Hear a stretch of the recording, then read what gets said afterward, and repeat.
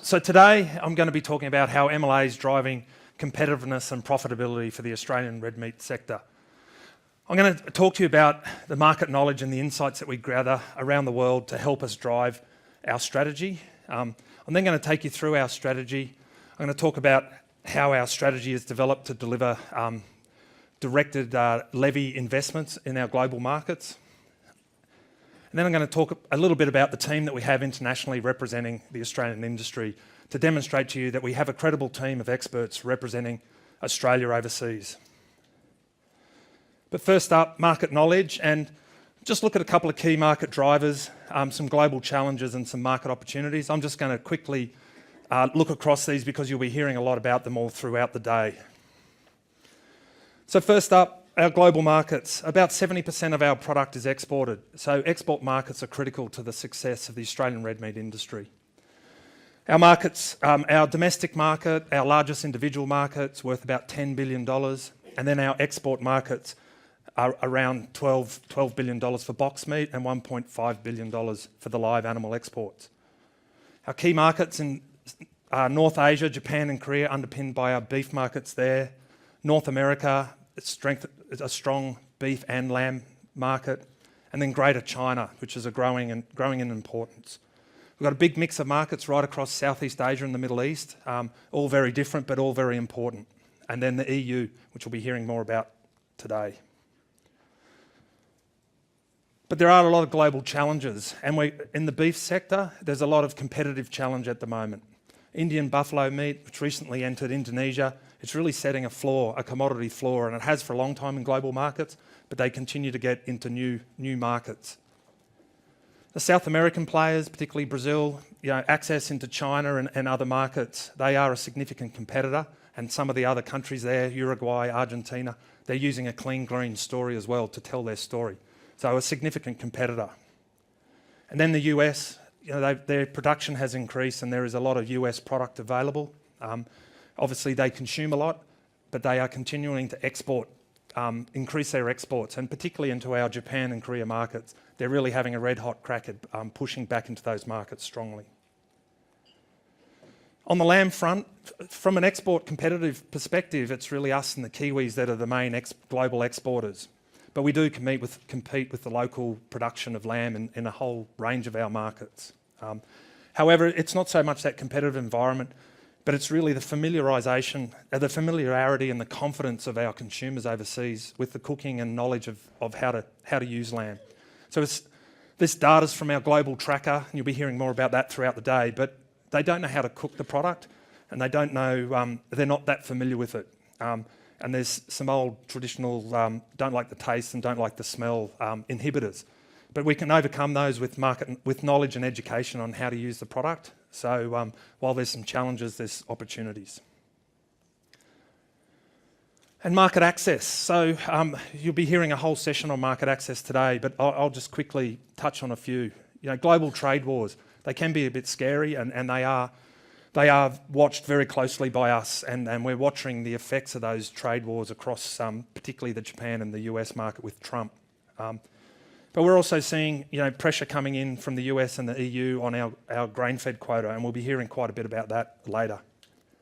We see when plants are suspended in markets like China, it has a big ripple effect across all of our markets because that product needs to enter another market. So those disruptions are a significant effect on our industry.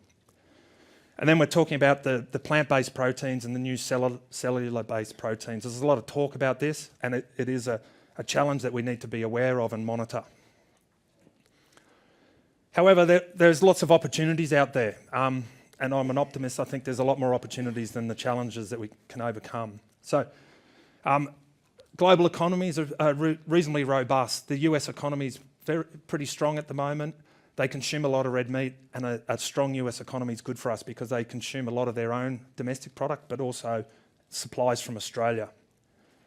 And then through Southeast Asia and China, we're seeing the growing middle income. From an MLA perspective, we're looking at incomes that are people earning over $35,000 a year. This is a trigger where people start to consume more red meat and are looking to consume an imported product. While China, we're seeing that doubling in growth from 2018 to 2022, from about 8 million to about 16 million people in that demographic, but also across those other markets, Indonesia, other Southeast Asian and some of the Middle East markets, that increased consumer availability to purchase an imported product. And while there's some challenges on the market access front, there's also some very good news. We've just recently completed the TPP, and that will come into force in December, which will be great for us in a number of markets. We're hopeful of the Indonesian FTA gets concluded. We're seeing a softening of the rhetoric in China, and we've had two senior ministers from the Australian government recently up in China just 2 weeks ago. So we're hoping that improves our access there.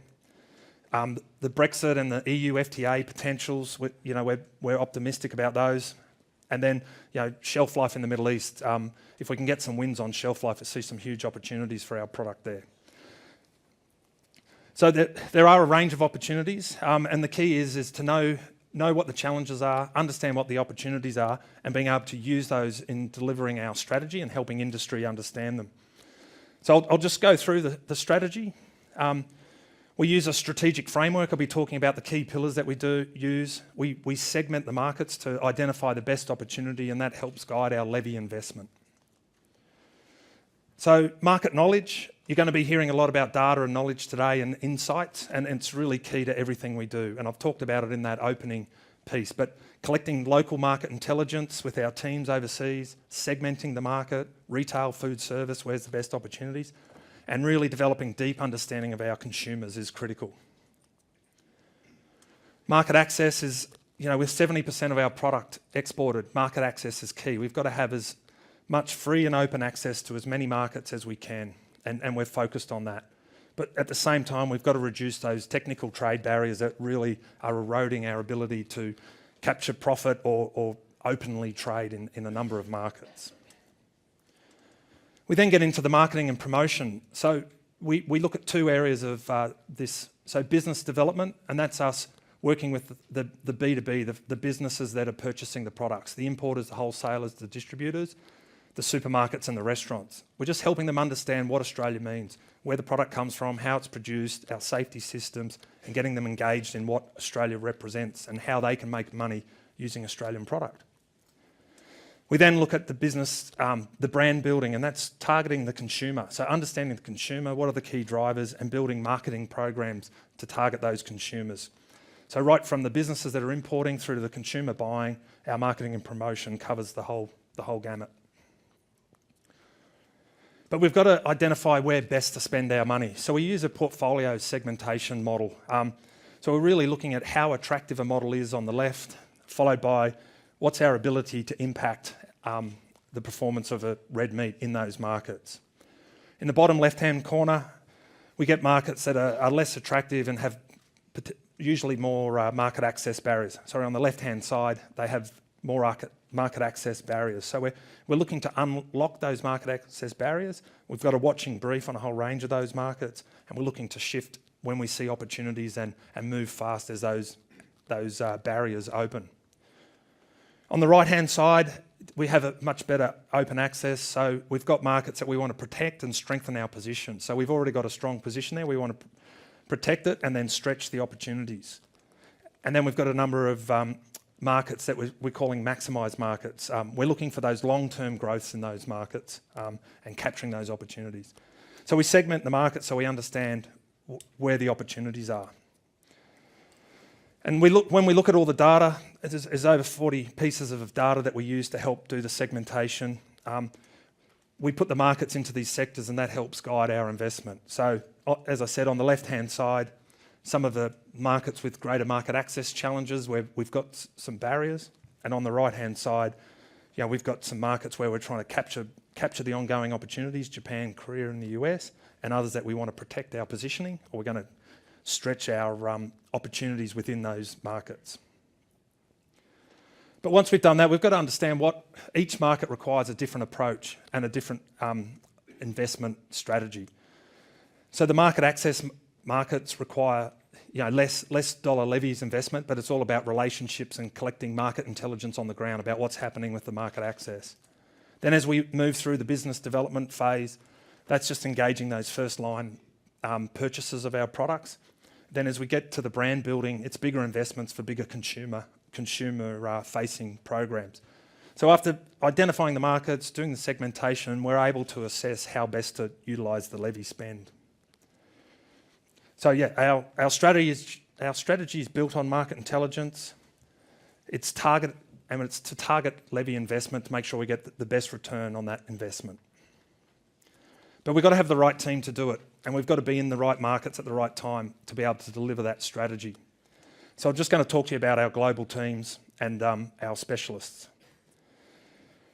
So we're really lucky for the red meat industry that we've got a great network of offices around the world. We're well represented in all our key markets with a team of international business managers and a team of local experts who really understand the local dynamics and the local consumers.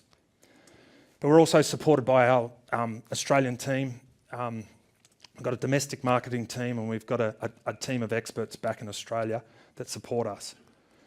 And that team that supports our industry specialists. So to get the job done, we need to have consumer insights experts and economic analysis experts, trade flow and understanding how product is moving around the world and where the competitors are playing. We've got our market access experts, and you'll be hearing from Andrew McCallum this morning. Then we've got brand experts that help us design the brand strategies and helps us implement the brand strategies. And we've got a live export team that support that part of the work. So we've got a team of credible experts around the world who understand the markets, the relationships, and they're there to drive the strategy. So, in summary, MLA's international global market strategies, it's really built on knowledge, and it's built on that market intelligence, and that we understand the challenges and opportunities. The strategy is designed to target levy investment to get the best return, and we've got a credible team of experts that are out there representing you and knowing exactly where we need to be. So just to finish up, MLA, we're all about building global competitiveness and producer profitability.